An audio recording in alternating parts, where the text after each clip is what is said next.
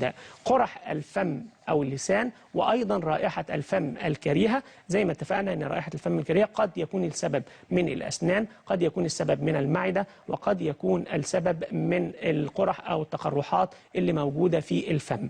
أيا كان السبب لابد أن يعالج السبب الأول، ثم هنستخدم الوصفة اللي موجودة معانا، وهي جذور نبات الجاوي. جذور بالجيم وليست بالب.